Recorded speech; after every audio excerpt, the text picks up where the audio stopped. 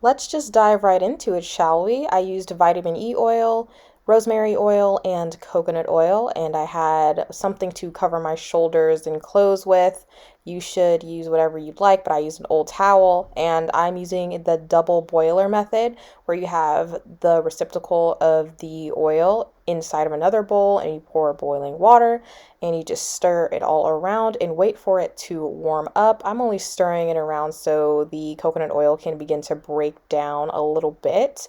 And once it's all melted, you can quickly just test it with your fingertips to make sure it's not scalding. And when it's at a little bit above warm temperature, you can go ahead and put that in your hair. If I seem tired, it is because I am. But I like to leave it in the bowl that has the hot water so that it can stay warm while I am putting it through my hair. And if I wait too long, the oil is just gonna harden back up, at least the coconut oil. I have mittens for safety. Now I will say my hair, you may not notice a huge difference after the hot oil treatment in terms of dryness because you're not here to feel it. But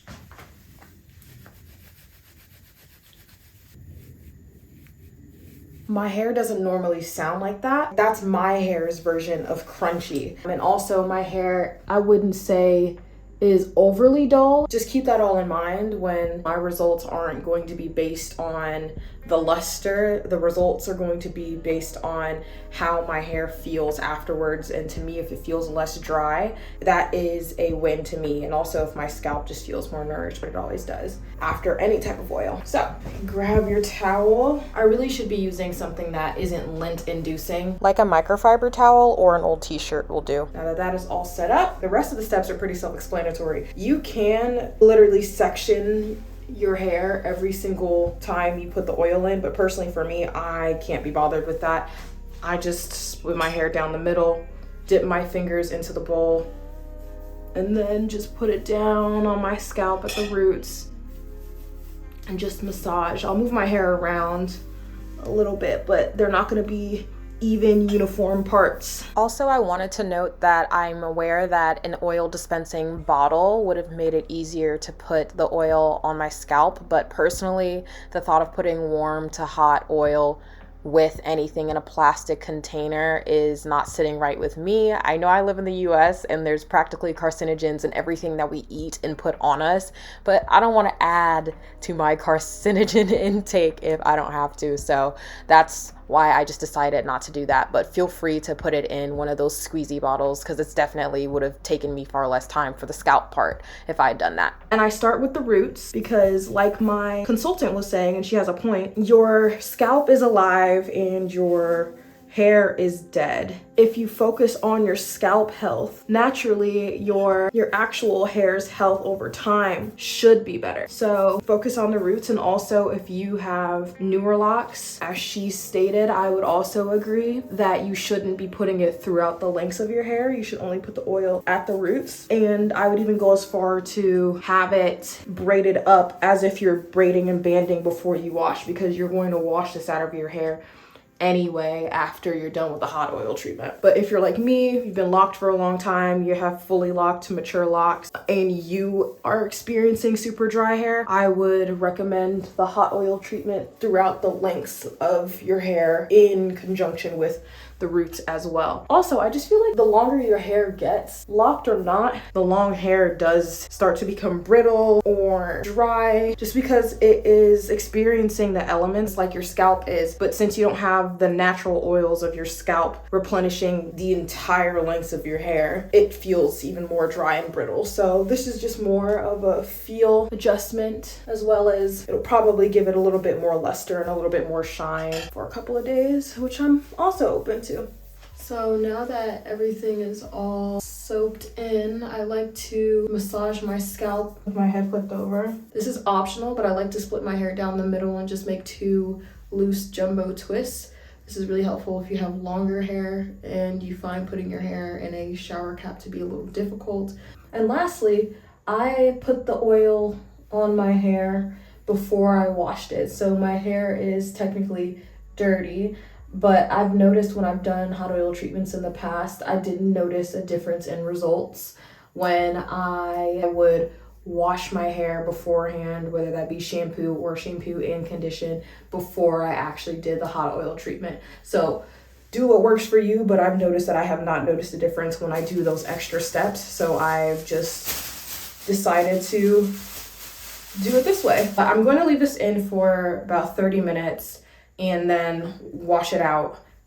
And that includes for me shampooing my hair. And then I like to leave a little bit of oil in my hair after I wash it out. So I usually focus shampoo on my roots and also on my ends because of how long my locks are. But today I'll only be focusing the shampoo at my roots because the shampoo will travel down the shaft of my hair as well as the water.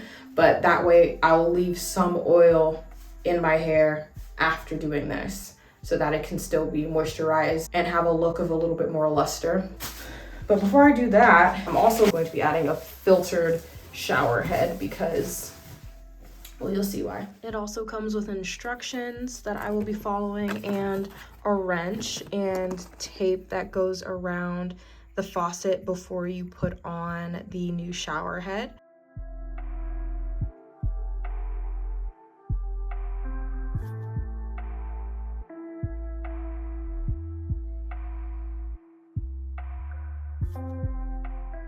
Just to give you some perspective on how big filtered shower heads are in comparison to a normal one, like the shower head itself is as big as the filter. So now that I'm done being handy Monty, I'm going to go ahead and rinse out the hot oil treatment because it's been about 30 minutes and I will be shampooing, but I will not be conditioning. Here is my favorite shampoo that I've been using for at least 6 months now. It smells amazing, and whenever I do blow dry my hair, there's also a lot less dead hair that comes out with it. So 10 out of 10 recommend. Yeah, let's go ahead and get this done, and no, you will not be coming in the shower with me. Okay, now I am showered up, moisturized up, and I think that I'm just gonna let my hair air dry. But before I go, I want to talk a little bit about why I decided to even try a filtered shower head. Chlorine can be quite harsh and damaging on your hair and your skin, and I've noticed whenever I travel a bunch,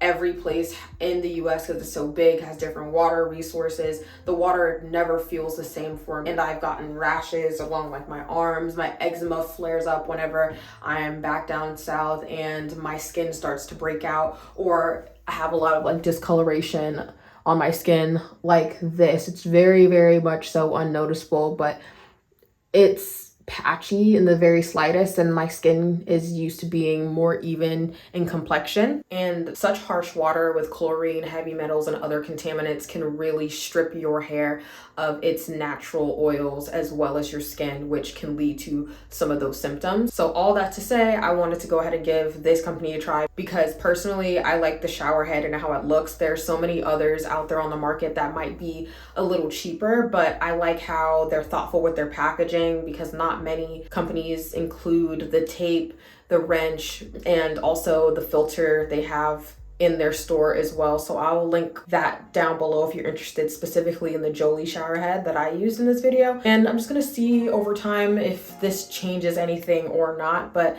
I already am starting to feel like my moisturizers are seeping into my skin a lot easier than prior to me changing out the filter head. But all right, goodies, I hope you guys enjoy the rest of your day wherever you are in the world. Bye.